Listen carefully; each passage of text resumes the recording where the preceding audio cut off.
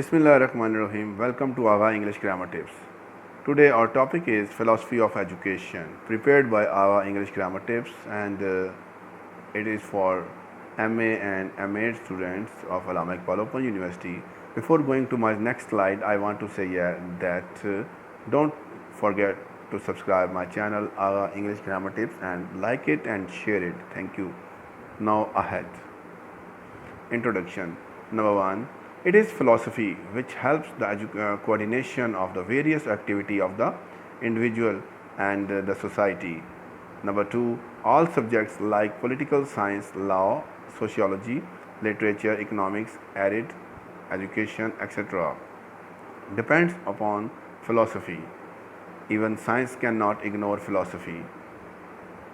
Etymology. Etymological, the word philosophy is derived from the Greek word philos, love, and sophia, of wisdom, and thus it means love of wisdom. Wisdom is not the same thing as knowledge, it is more than knowledge. Wisdom includes knowledge and goes beyond it to find relationship and to discover implications. Philosophy means mature reflections about any problem in its complete perspective, some different point of view about philosophy. According to Raymond, philosophy is an unceasing effort to discern the general truth that lies behind the particular facts that discern also the reality that lies behind appearances. Plato said, "He who has to taste for every sort of knowledge and who is curious to learn and never satisfied may be justly termed a philosopher." According to John Dewey, philosophy is a critical reviewing of just those familiar things. According to Plato's notions, philosophy means beliefs in or point of view concerning purposes or values. The branches of philosophy. Number one, metaphysics, or the discussion about the nature of ultimate reality and the cosmos, is called ontology. Number two, epistemology, or the theory of knowledge. Ethics, the theory of morality, and axiology, the philosophy of values. Aesthetic, or the discussion of beauty. Logic, or the study of ideal method of thought and reasoning. Important points. The word philosophy means love of wisdom. Wisdom goes beyond knowledge. Number three, philosophy clarifies life and its basic values. Different thinkers have different opinions. Philosophy is a rational thinking. The subject of study of philosophy is never partial. It is the systematic inquiry about the ultimate realities in the universe. It is concerning with eternal truth. John Dewey says that the philosophy is a critical review. Philosophy is mostly an idea of what is possibility. It is a way looking at things. Philosophical orientation. The nature of reality. What is reality? It is the fundamental question before mankind. The branch of philosophy dealing with this question is called metaphysics, and the philosophy of reality is called ontology. ये हमेशा याद रखिएगा, philosophy of reality is called ontology. Metaphysics examines the nature of ultimate reality. It's speculating about the nature of reality and existence. Metaphysicians have not developed a single agreed upon conclusion. Idealists see reality in non-material or spiritual terms. Realists see it is as an objective order that exists independently of humankind. For pragmatists, reality is a result of human experiences. जब आप कोई भी human experience आता है, that is called pragmatism. With the social and physical environment in education philosophy, metaphysics relates to the particular conception of reality reflected in the subject experiences and skills of curriculum. Different philosophies of reality. Number one, matter is the reality. This Philosophy states that the matter of the universe is external, it only changes its shapes. This is also called the philosophy of mutation or materialism. Nature is the reality.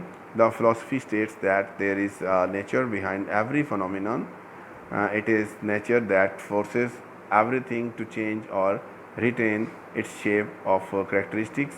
This is also called naturalism of or philosophy of nature. Reality is the reality.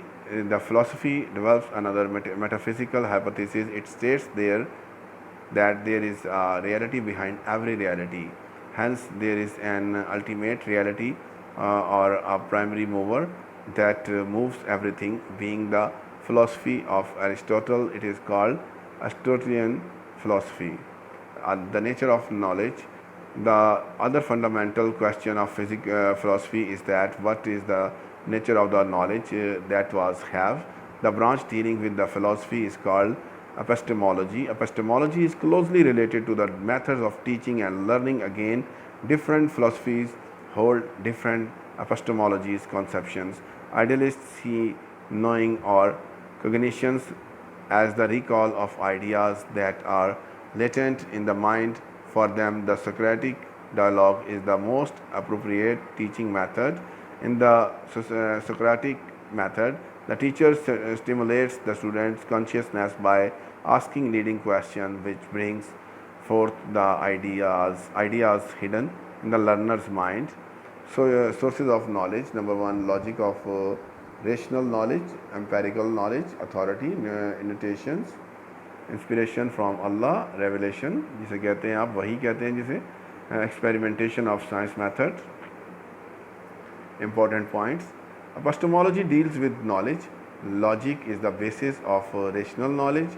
Five senses are the sources of empirical knowledge. Authority in the field and disciplines is also source of knowledge. Intuitions is a subconscious source of knowledge. Revelation is an inspirational source of knowledge from Allah. Experimentation is a source of scientific knowledge. Application of education. Link between philosophy and education. यानी अब आपने link करना है philosophy और education के दरमियान. The relationship between philosophy and education is very close. Philosophy tells the goals and essential of a good life. Education tells the means of achieve those goals and learn those essential of good life. Philosophy sets for us whether we are bound and whether we ought to be bound. It can therefore be said that the philosophy is the theory while education is the practice. Philosophy is the contemplative side while education is active side. Education is applied philosophy. Philosophy deals with the ends, education with the means of technique for achieving those ends. While philosophy lays down the ends, it also wishes that the means must constantly look to the ends so that they may not be leading astray. Philosophy deals with the abstract, education deals with the concrete. Both of them go together. They started together. Philosophy points out the way to be followed by education. Education is the best means of the propagation of philosophy. All great philosophers of the world have also great educators. Philosophy determines all the broad aspect of education. Modern philosophies have a special impact. Aim of education and philosophy. Aim of education, if grounded on deep philosophical and fundamental thinking, give very helpful and concrete guidance of classroom teaching. The value aspect of life and existence is not given casual consideration while formulating these aims. It is philosophy which determines whether the aim of education should be intellectual or moral virtue. Should education be useful or liberal? Should it be for the development and happiness of the individual or for the good of the society? Such conflicting opinions regarding the aims of education are resolved by concealed by philosophy. Curriculum and philosophy. Curriculum differs with the different school of philosophy according to their respective beliefs. The naturalists advocate the selection of subjects according to the present needs, interest, and activities of the child. They insist that the adults' interference should be reduced to the minimum, and that the child should grow up in a free atmosphere. The idealists, on the other hand, approach the problem of the curriculum from the point of higher value in the life rather than from the from that of the child or his present needs. Their emphasis is on the experience of human race as a whole. Textbook teaching material and philosophy. For the particular curriculum, what should be the appropriate textbook is determined by the values fixed by philosophy. If the values of the prevailing philosophy are reflected in the content material of the textbook, then they are considered to be appropriate textbook. If they oppose the prevailing philosophy of life, they are considered inappropriate. When Hitler was ruling over Germany, many textbooks were expurgated because they contain material favorable to Jews. A good textbook must reflect the prevailing values of life fixed by philosophy. Method of teaching and philosophy. The naturalists emphasize the child-centered method of teaching. They recommend proper motivation and effective use of illustrative aids to capture the maintain the child's interest in the lesson. The idealists believe that teaching is essentially an impact of teacher's personality on that of the pupils. The pragmatists advocate that the teaching is possible only in a social medium, so they recommend project and problem methods of teaching in which the pupils are engaged in useful activity of their own choice and interest. Philosophy and discipline. According to philosophical thinking, disciplinary can be classified under three heads. Number one, repossessionists. The repossessionist wants absolute quiet and order even by means of external pressure, fear, force, and coercion. Their method is the police method of control. The stick may be the first and the last resort of them. यहाँ पर देख लें कि police method उन्होंने use किया इसमें रिप्रेशनिस्ट ने, ठीक है, और स्टिक उनके हाथ में है. And the last resort of the for them the distinguishing feature of repressionists is don't to do this, don't do that. Impressionists, however, wants to maintain order by better methods and especially through the personality of the teacher. They know that the children are naturally submissive and therefore can be brought to the order by personality of teacher. Emancipations. The emancipationist wants to give complete freedom to the child. They wish to no interference on the part of the teacher.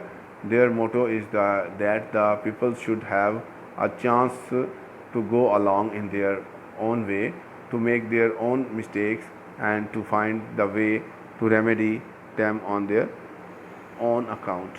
Philosophy and teacher. In the ultimate analysis, teacher is the backbone of the educative progress. He must have the knowledge of the light, the reason of progress, and for search of the truth. All this he can have only if he has insight into philosophy.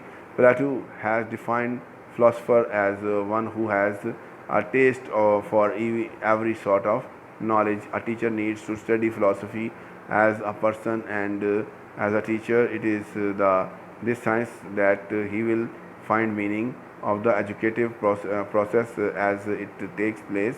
It helps him to keep his manifold relations with his pupils in imparting knowledge, in building up habits, and in the gaining of power and insight into the purposes and meaning of life. Philosophy and evaluation. The maintenance of a good educational programs and the improvement of techniques and procedures of education also require good evaluation. That is why there is a close relationship between objectives, learning experiences, and evaluations. Objectives are central to both learning experiences and evaluation program is in conformity and with the philosophy that has determined the aims and objectives of education, its curriculum, and its methodology. It was this judgment that led the educationists in many progressive countries to search for the philosophical analysis, which proved very helpful in threshing out the issue and the overhauling the entire system of examination. General impact of modern philosophies on the education. Education has been psychologized. Instructions have become child-centered rather than book-centered. Individual differences have been recognized. The principle of activity has gained ground. Learning by doing has been the common watchword. The social discipline has been recognized as a patent factor of educational development. The child is to be trained for community.